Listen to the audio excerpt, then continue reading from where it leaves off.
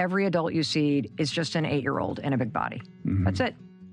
Because nobody actually knows how to be emotionally mature, because it's not something you're born with.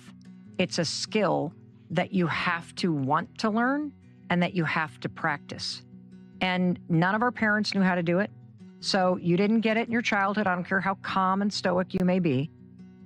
Learning how to recognize your emotions and actually feel them and then understand how to process them in a calm manner without, like, again, taking it out on other people.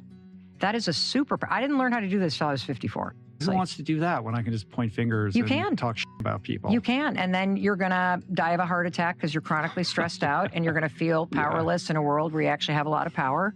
And you're going to miss out on a lot of your life because you have put all of the power over there, which is why it's pissing you off and why you're frustrated. And so I think that this has, in terms of the emotional immaturity, looking at somebody that's 8 years old, especially somebody that has like very challenging behavior, what happens is you don't fear people. You actually feel a level of compassion for them. Like if you look at somebody who is passive aggressive, that's a child who pouts.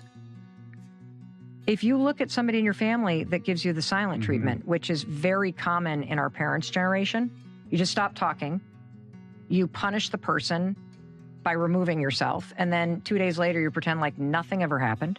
Highly emotionally destructive, like, behavior to a child in particular. But if you have an adult in your life that ghosts you or that gives you the silent treatment, that is punishing you because they can't have a conversation that's a little difficult, or they're having emotions like disappointment or anger or frustration, and they have to punish you, that's an 8-year-old.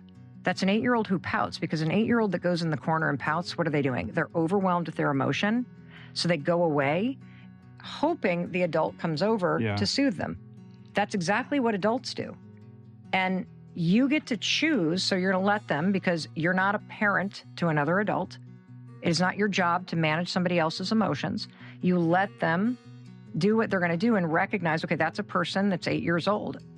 And only they can do the work to learn a different way to cope with their emotions. And now let me choose.